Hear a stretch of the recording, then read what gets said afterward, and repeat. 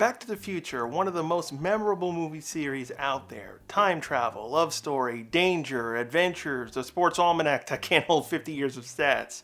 Fans will be debating if the third film is good or bad forever.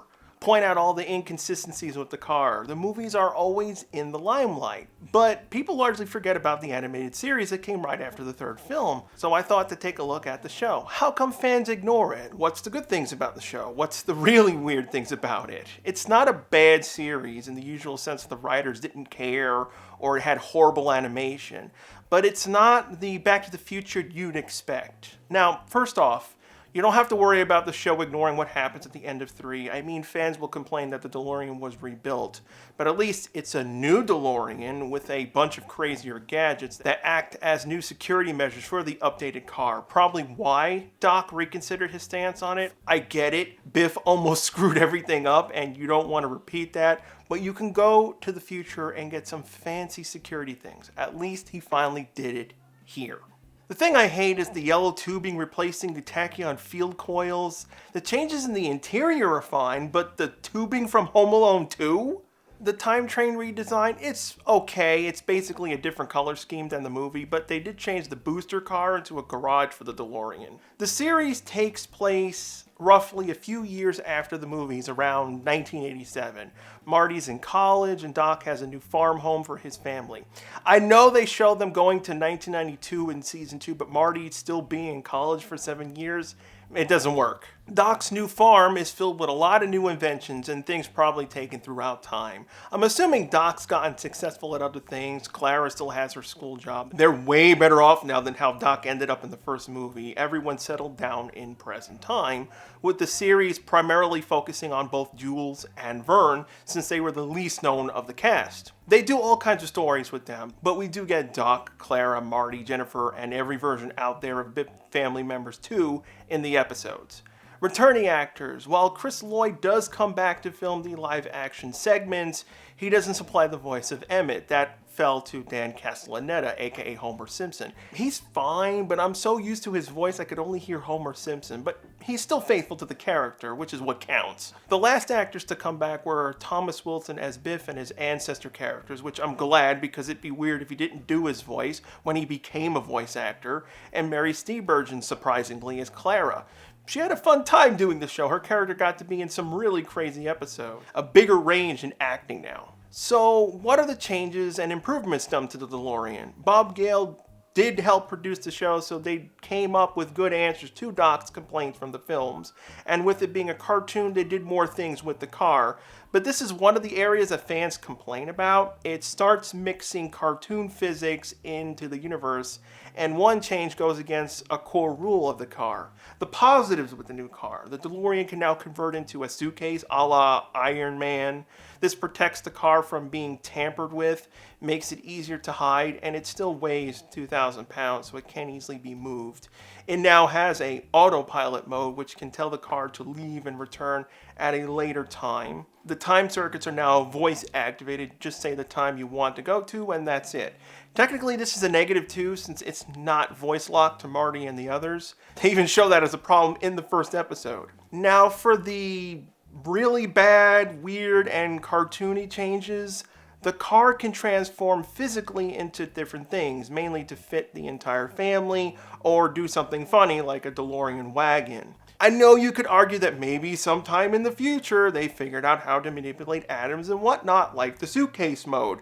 But some things go too far, like in Knight Rider 2008. They had the car use nanobots to physically alter the exterior of the car into other cars, but they would change the shape of the car to things that were smaller than the original car. You can't always use sci-fi to justify everything. I would have preferred if the car was just updated for things like going underwater instead of this weird fantasy route. But the biggest change given to both the DeLorean and the time train was the ability to travel through time and now space. I know it's easier to tell stories, but it's what made Back to the Future unique. And they didn't really need to do this, since the vehicles could just fly to their destinations. We don't complain that Baloo's flying the Sea Duck around the world, you just need some time jumps. There's other tech, most of it's seen around the house, some of it's probably from the future, like this camera that can change their clothing on the fly and some holographic stuff. Okay, that's all the internal stuff of the series. What did they do in the show? What type of stories do they do? Since it's an animated series, they decided to go in the edutainment direction. Now, this is not a bad thing. Edutainment shows can be good. Where in the World is Carmen Sandiego's cartoon was a good series. They fleshed out a storyline for that show while teaching you things. The live action segments with Chris Lloyd are fun science experiments with non-copyright Bill Nye the Science Guy. But there's the other side. They do have some goofy episodes. There's one where they change history where dinosaurs didn't go extinct, so we see them acting like humans. They don't treat everything realistically. And Doc does change history a lot more times compared to the movies, all while not caring about it. But when they do cover a historical event, like in the first episode where they do the Civil War, they didn't shy away from certain things. That episode would never be made now because of the amount of problems censors would have with it. Pointing guns at kids, talking about death. The series has a whole range of stories. They do expand on the characters, so it's not just going through time, then teaching a lesson. But there are a couple of episodes that I really hated. Like, they'll push how dumb Biff can be. There's one episode where Biff thinks Doc's an alien and tries to get the town to get him. Everyone knows Doc is weird for decades. Why would this time be any different? They have character-driven episodes giving backgrounds on Jules and Vern, but also adding on to Doc and how he acts with his family.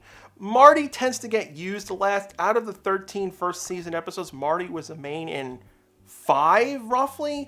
This is another reason why people don't count it a part of the movie. It's just a kid's show for learning. For me, I want to count the series a part of the movies, but because of Doc not always caring about altering history, unless it's something really, really bad, like when Marty has Clara's mother fall in love with him, the extensive cartoon stuff, I mean, we have Einstein driving the time train and acting like a human.